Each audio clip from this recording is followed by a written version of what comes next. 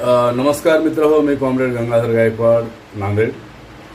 मित्र हो, आम्ही नांदेड शहरामध्ये जिल्हाधिकारी कार्यालय, महानगरपालिका, तहसील कार्यालय आणि SDM यांच्या कार्यालयापुढं 59 वेगवेगळे आंदोलनं केलेत. नांदेड शहरातील पूरग्रस्तांच्या मागण्यासंदर्भात लक्ष वेधले आणि नांदेड शहरामध्ये जे पीडित पूरग्रस्त होते त्यांनी स्वतः अर्ज केलेत, परंतु जिल्हा प्रशासन, तालुका प्रशासन आणि महानगरपालिका प्रशासनाने हे अर्ज सर्व बोगस आहेत, ही यादी सर्व बोगस आहे म्हणून त्यांनी आमच्या मागण्या फेटाळलेल्या आहेत. आणि आम्ही कलेक्टर साहेब, SDM साहेब, तहसीलदार साहेब, कमिशनर साहेब, अतिरिक्त आयुक्त साहेब यांना वेळोवेळी जे पूरग्रस्त आहेत त्यांच्या मागण्यासंदर्भात विनंती केली. सन 2023-24मध्ये काही लोकांना पैसे वर्ग झाले. आम्ही सातत्यानं वेळोवेळी अतिवृष्टीचा मुद्दा घेऊन नांदेड शहरामध्ये आंदोलनं करून शासनाचे लक्ष वेधले आणि लक्ष वेधल्याच्या नंतर नांदेड शहरातील पूरग्रस्तांना 50 कोटीच्या अधिक रक्कम मंजूर झाली.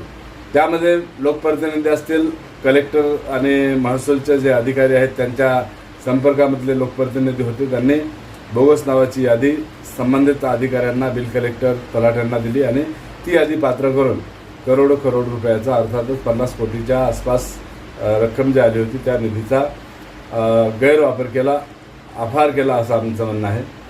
आता आम्ही नांदेड महानगरपालिका आणि कलेक्टर ऑफिस पुढे सातत्यानं आंदोलन करूनही आमच्या मोर्चाला यश आले नसल्यामुळे कलेक्टर साहेबांना आम्ही शेवटचा निर्वाणीचा इशारा दिला होता.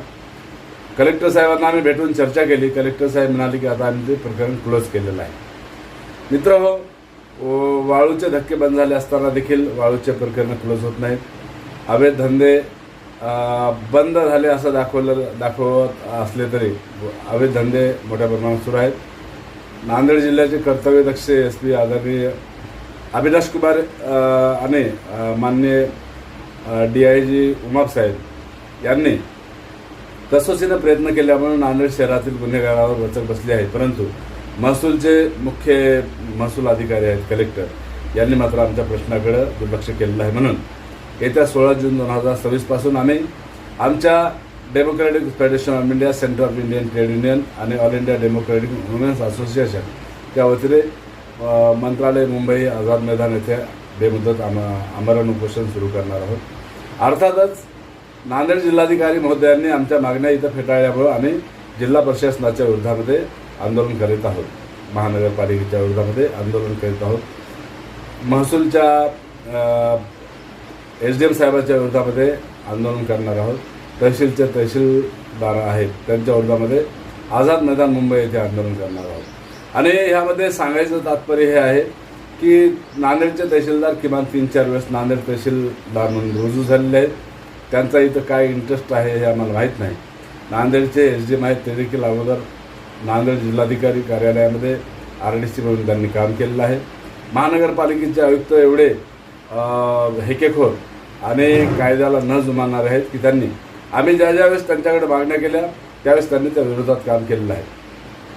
2 इंजिनियर होते, त्या इंजिनियरच्या विरोधामध्ये आम्ही कारवाई करावी मागणी केली. ते कंत्राटी कामगार होते, त्यांना आयुक्त महेश कुमार डोईफळे यांनी परमनंट केलेलं आहे. जे सहाय्यक आयुक्त होते त्यांना उपायुक्त केलेलं आहे. आपत्ती विभागाचे नितीन गाडवे साहेब MPSC पास होऊन आलेले तरुण अधिकारी आहेत, परंतु ते देखील कायद्याला जुमानत नाहीत. अर्थातच लोकप्रतिनिधी जे आहेत त्यांच्या हुजरेगिरीप्रमाणे किंवा त्यांच्या आदेशाप्रमाणे हे काम करत आहेत. म्हणून आम्ही पुढची लढाई महानगरपालिका, तहसील कार्यालय, SDM कार्यालय आणि कलेक्टर कार्यालयाच्या विरोधामध्ये आझाद मैदान मुंबई येथे लढणार आहोत आणि ती लढाई सुरू करण्याची तारीख आहे 16 जून 2026. तर दुसरा यामध्ये मुद्दा असा आहे की नांदेड महानगरपालिकेमध्ये अनेक भ्रष्टाचार जे उघडकीस आलेले आहेत, त्यामध्ये पदोन्नतीचं प्रकरण असेल, झाडाचा घोटाळा असेल किंवा गार्डनच्या बोगस पावत्या असतील, जे मोक्याचे भूखंड आहेत ते कलेक्टर आणि कमिशनरच्या मर्जीने भांडवलदार श्रीमंत लोकांनी हडप केलेले आहेत. असे अनेक मुद्दे जे आहेत, जीवनमरणाचे मुद्दे आहेत. नांदेड शहरातील पिण्याच्या पाण्याचा प्रश्न आहे, रस्ते नाल्याचा प्रश्न आहे. या प्रश्नावर मार्क्सवादी कम्युनिस्ट पक्ष, DYFI, CITUच्या वतीने आम्ही अनेक वेळा आंदोलनं केलेले आहेत, परंतु प्रशासन याला जुमानण्यास तयार नाही. तिसरा मुद्दा महत्त्वाचा आमचा या आंदोलनामध्ये असणार आहे माहूर तालुक्यामध्ये, नांदेड जिल्ह्यातील माहूर तालुक्यामध्ये पर्यटन स्थळ म्हणून वज्रा शेख एक गाव आहे.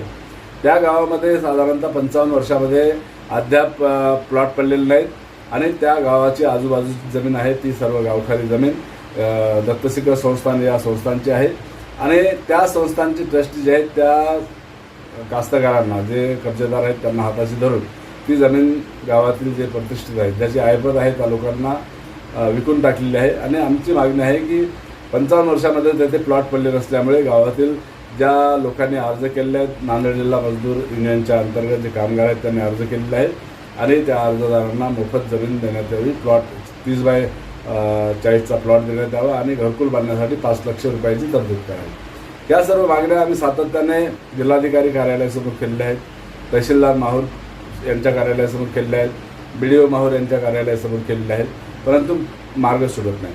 200 दिवस आम्ही साखळी उपोषण केलेलं आहे अखंड उपोषण केलेलं आहे 59पेक्षा अधिक मोर्चे काढलेले आहेत आणि हे सर्व गंभीर प्रश्न असताना देखील आमच्या कर्तव्यदक्ष अधिकाऱ्यांचं लक्ष कुठं आहे आम्हाला काही कळत नाही। त्यामुळं येत्या 16 जूनपासून आम्ही आंदोलन करणार आहोत। त्या आंदोलनाला नांदेड शहरातील व आमच्या आंदोलनाला जे सहकार्य आतापर्यंत करत आलेले आहेत पाठिंबा देत आलेले आहेत समर्थन देत आलेले आहेत त्यांनी पुन्हा सपोर्ट करावा अशी विनंती करतो आणि आमचा लढा जो आहे तो लढा जोपर्यंत आमची लढाई पूर्ण होणार नाही आमचे प्रश्न सुटणार नाहीत तोपर्यंत आमचा लढा पूर्ण ताकदीनं सुरू राहणार आहे। आता आम्ही पुढची लढाई मंत्रालय मुंबई या ठिकाणी सुरू केलेली आहे आणि ती लढाई नक्कीच आम्ही जिंकणार आहोत। धन्यवाद। इन्कलाब जिंदाबाद।